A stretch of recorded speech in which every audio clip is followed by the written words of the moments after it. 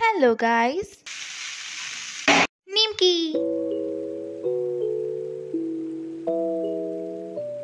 Hello guys and welcome to my channel Canning girl. আজকে আমি করতে চলেছি একটা চ্যালেঞ্জ ভিডিও, যেখানে আমি দিন থেকে রাত যা কিছুই খাবো সেটা হতে হবে yellow in colour. So let's begin. বাঙালিদের চা ছাড়া সকালটা স্টার্ট হয় নাকি? Good morning. আচ্ছা ওয়েট, চাটা কি করে বানালাম সেটা দেখে নাও। দুধের মধ্যে এখানে একটু জল দিয়ে দিলাম ওই 70-30 প্রপোর্শনে, তারপর দিয়ে দিলাম চা পাতা, একটুখানি আদা থেতো করেও দিয়েছি, না চোখটা খুলবে কি করে। যাই হোক, অনেকক্ষণ ফুটালাম যাতে ফ্লেভারটা এনহ্যান্স হয়, আর তারপর তৈরি আমার হাতে স্পেশাল চা। সো এখন আমি খাবো হচ্ছে চা। আমি ইউজুয়ালি চা খাই লিকার চা, সো আজকে যেহেতু চ্যালেঞ্জ চলছে তাই আমি খাবো হচ্ছে দুধ চা। চিনিটাকে অ্যাভয়েড করেছি, আমি সকালবেলায় চায়ে চিনি খাই না। নাইস, আমি মানিয়েছি তো। চা খেয়ে মাইন্ড রিফ্রেশ করে ভাবতে থাকি যে নেক্সট কি খাওয়া যায়। আমাদের বাড়ির বাগানে লাগানো আছে একটা কারি পাতা গাছ। 2-3 বছর আগে বাবা এই গাছটা লাগিয়েছিল, আর আমার হালকা করে একটু সাউথ ইন্ডিয়ান খেতে বেশ ভালো লাগে। তো কারি পাতা নিয়ে চলে আসলাম রান্নাঘরে, আর মাকে বললাম কি খাওয়া যায় বলো তো। আর এখানে মা করছে দুপুরে রান্না বান্না। চলো ফিরে যাই আমার চিলাতে। পরিমাণ মতন সুজির মধ্যে দিয়ে দিচ্ছি এখন মৌরি আর আদা বাটা। এটাকে ভালো করে এখন মিক্স করব। স্বাদের মতন এখানে লবণটাও নিয়ে নিলাম, আর এখানে ভালো করে মিক্স করে জল দিয়ে দেবো। আর যেহেতু আজকে আমি করছি ইয়েলো ফুড চ্যালেঞ্জ, তো ইয়েলো টাচ সব ফুডেই থাকবে আজকে আমার। আর যেহেতু সুজি প্রচুর জল অ্যাবজর্ব করে, তাই জন্য হালকা হালকা জল দিয়ে মিক্স করে নিলাম। আর দেখে নাও মা আজকে কি কি রান্না করছে। রান্না করছে উচ্ছে আলু ভাজা আর বাঁধাকপির তরকারি। শীতকাল পড়ে গেছে, সো ঈদের বাঁধাকপি আর ফুলকপি কিছু তো একটা থাকবে। চিলাকে কিছুক্ষণ রেস্টে বসিয়ে আমি খেয়ে নিলাম একটা কলা, আর তারপরে বানাতে চলে আসলাম চিলাটা। এখানে কিন্তু কারি পাতাও অ্যাড করা আছে, দেখে নাও। যা বোঝা যাচ্ছে আজকে ব্রেকফাস্ট করতে কিন্তু অনেক টাইম লাগবে। আর এই যে ভাঙা ভাঙা চিলাটা সম্পূর্ণ আমার দোষ। হচ্ছে জিনিসটা যখন হচ্ছিল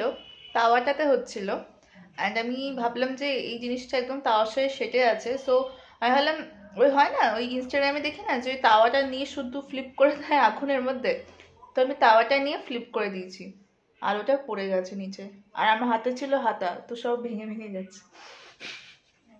ফার্স্ট এডটা ভেঙে ভেঙে গেল, পরেরগুলো বেশ ভালোই হয়েছিল। তো এখন চলে আসছি আমরা লাঞ্চে না লাঞ্চ প্রিপারেশন। মাকে যে বলেছি যে লাঞ্চে আজকে ইয়েলো ফুড খাবো, মা এর মধ্যে গ্রিনও অ্যাড করে দিয়েছে, মানে ভেজিটেবল আমাকে খাই। যাই হোক, মা কিন্তু অনেক ভেজিটেবলস দিয়েছে, যেরকম গাজর, বিন, মটরশুঁটি, নাটস।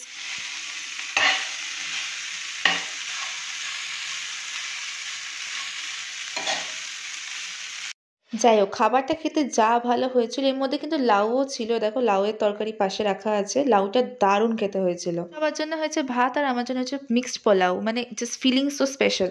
সন্ধ্যেবেলায় বসে ভাবছিলাম যে ইয়েলোর মধ্যে আর কি কি খাওয়া যায়। তো বাবা নিয়ে এসছে এখানে চপ। তো চপ এখানে কি করে ইয়েলো কালার হয়? মা এখানে বলছে আরে চপের মধ্যে তো ইয়েলো কালারের তরকারি থাকে, এটা কোথাকার লজিক।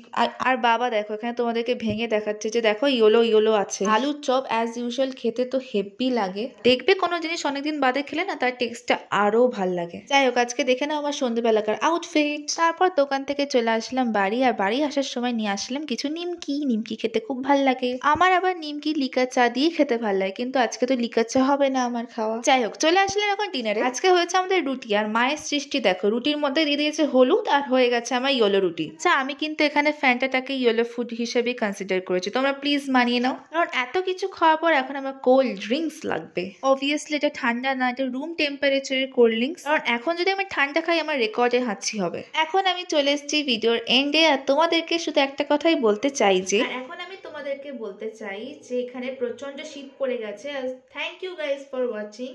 তো এখন করে দিও ভিডিওটাকে like, share and subscribe. Bye by.